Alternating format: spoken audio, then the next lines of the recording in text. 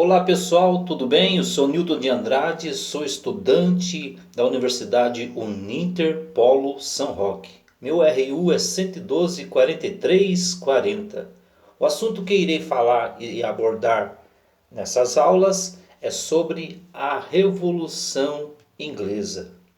Nós iremos falar um pouquinho sobre a Revolução Inglesa, antecedentes da Revolução Inglesa, a Revolução Puritana e Guerra Civil, República de Oliver Cromwell e restauração da dinastia Stuart, tá bom?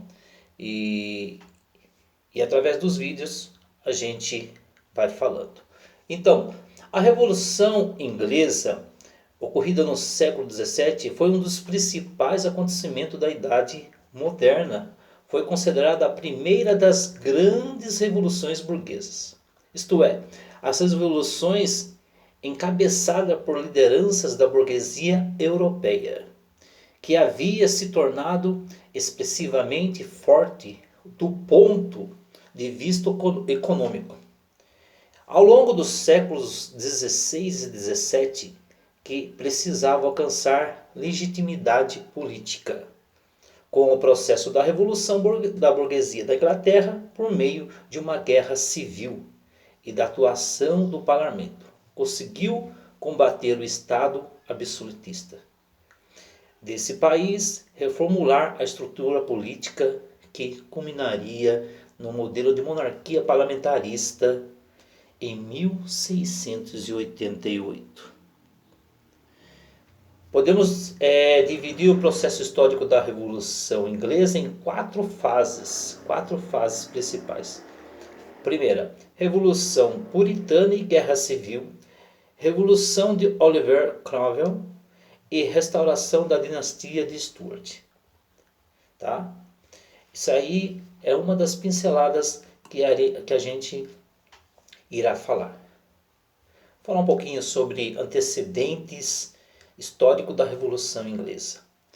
Durante grande parte do século, entre o século XVI mais ou menos, a burguesia inglesa esteve bem articulada com os nobres e reis pertencentes à dinastia Tudor, Henrique VIII e sua filha Elizabeth, que consolidaram a reforma anglicana, a reforma religiosa de Henrique VIII. Proporcionou grandes benefícios financeiros tanto para os nobres quanto para os burgueses da Inglaterra.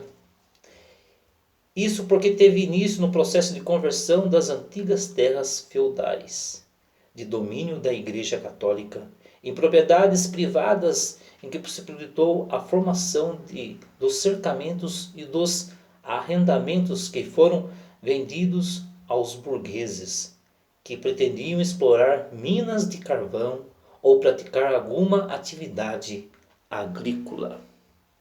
Além disso, a ruptura da Igreja Católica, que não era apenas uma instituição com poder espiritual, mas detentora de um poder político continental, a qual boa parte das coroas europeias estava ligada. Dispensou a Inglaterra de pagar tributos para Roma, bem como colocou a marinha inglesa em flagrante a rivalidade com os navios dos países católicos, sobretudo com os espanhóis. Muitos piratas ingleses, conhecidos como lobos do mar, atavam navios espanhóis e levavam sua mercadoria, na maior das vezes metais preciosos, para a Inglaterra, o que contribuía para o aquecimento do mercado interno do país. Como se vê, as principais ações políticas dos Tudor acabaram proporcionando uma grande ascensão da burguesia, de modo que no fim do século, na década de 1590, os burgueses já tinham grande força representativa na chamada Câmara dos Comuns, uma das câmaras do parlamento inglês que tinha como oposição a Câmara dos Lordes, isto é, dos nobres apoiadores da coroa. O problema é que a força adquirida pela burguesia estava associada ao puritanismo, o calvinismo inglês, que era a religião que mais atraía a burguesia e que dava suporte ideológico para o radicalismo político anti-abolicionista daquela época. Somou-se isso ao fato que os nobres da coroa viam-se ameaçados pela capacidade da burguesia puritana de acumular riqueza. Enquanto a renda da burguesia era oriunda do trabalho de investimentos financeiros, a renda dos nobres advinha dos privilégios hereditários da cobrança de impostos e da formação de monopólios estatais ao modo mercantista. Os monarcas que sucederam os Tudor, isto é, os Stuart, perceberam que não freavam a burguesia no campo político. A estrutura monarca estaria fadada à ruína. O primeiro monarca da dinastia Stuart foi Jaime I, que governou de 1603 a 1625, para tentar adequar a coroa à nova realidade financeira da Inglaterra e controlar a ascensão da burguesia.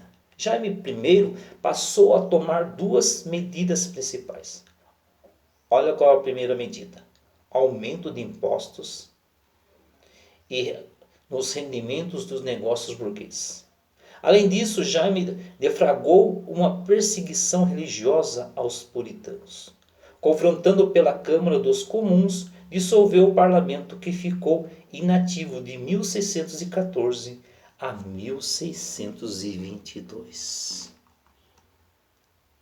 Com a ascensão de Carlos I, filho de Jaime, ao trono em 1625, houve uma nova tentativa de acordo entre a coroa e o parlamento, para que houvesse um novo aumento de impostos. A Câmara de Lordes ficou a favor do rei, mas a Câmara dos Comuns novamente o confrontou. O rei decidiu então dissolver novamente o parlamento, que ficou inativo até 1640. Em 1640, Carlos I entrou em um novo conflito contra a Escócia e precisou novamente do tributo dos burgueses para bancar a guerra, convocando assim mais uma vez o parlamento. Novamente a Câmara dos Comuns recusou-se a ajudá-lo, mas ao contrário do que ocorrera antes, os burgueses puritanos prepararam-se para um enfrentamento total contra o rei e a nobreza. O líder radical puritano chamado Oliver Cromwell organizou um exército burguês conhecido como Exército dos Cabeças Redondas, para se recusarem a usar as perucas dos nobres. Esse exército deflagrou guerra contra a coroa, que foi defendida pelos cavaleiros, isto é, o exército tradicional da nobreza.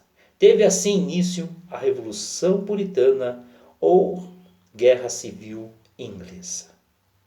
Beleza? Até o próximo vídeo.